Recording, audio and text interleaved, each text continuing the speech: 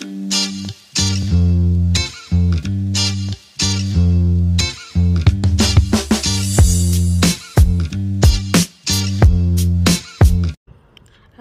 so ayan, ganito ang aming life dito.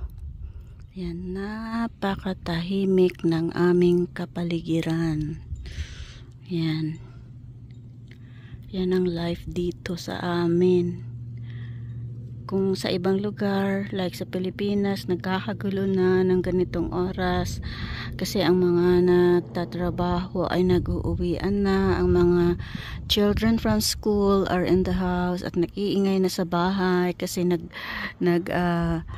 ano na sila, naghahanda na sila panghapunan, yung mga ganun ba. Dito sa amin napakatahimik ngayong araw na ito or this summer hanggang dito, hanggang na summer kami ay yung buong summer, I mean, ang aming ditong community ay talagang napakatahimik. So ito ay isang isang street lang, I mean yung isang kanto lang, iikot lang ako dito sa amin.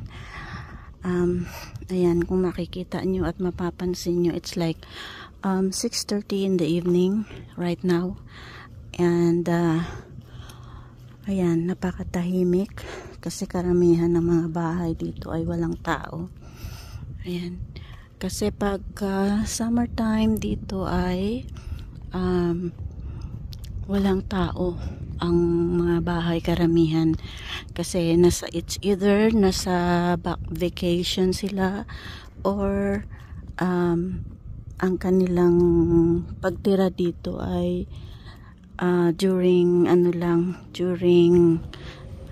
winter time, kasi nga pag winter ay hindi hindi malamig, kumbaga kainaman ang weather dito kapag winter time.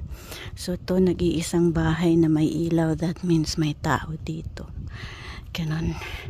So kapag ang mga bahay ay walang ilaw, ibig sabihin walang tao yan dyan, at ganun lang, iniiwan lang dito ang mga bahay, mga sasakyan, ganun, mga sasakyan nila, iniiwan lang nila kasi syempre yung iba may mga may mga extra na sasakyan. So, or either, ang ganda ng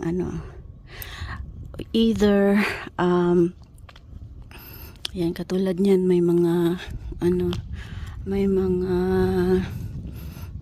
pa sila doon, ang tawag doon, yung parang bahay na parang bahay na truck. Ano nga ang tawag doon, kalimutan ko na.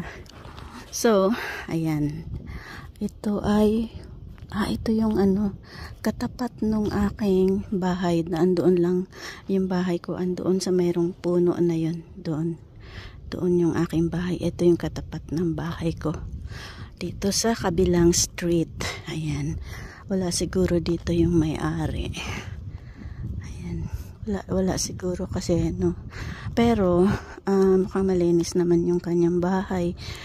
Siguro may nagme-maintain, or kasi minsan dyan yung air condition niya umaandar. So siguro andito lang, I mean kasi yung iba dito pinapaandar yung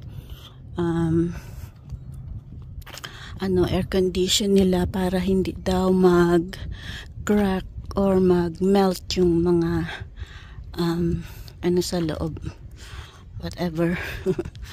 So ayan, so ayun ito yung mga nasa namin sa may likuran ng bakuran namin. Ayan, so ganyan katahimik dito.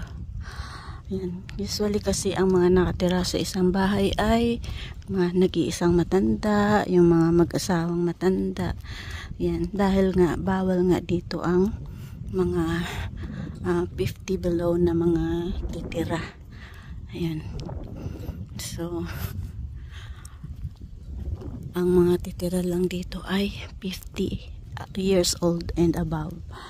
So, kung baga ito ay community ng mga matatanda. Kaya ganon ang ano dito, katahimik. Ganon katahimik. Kasi nga, ito ay community ng mga matatanda. So, hanggang dito na lang muna ang aking video kasi medyo madilim na. So, see you on my next video. Bye for now.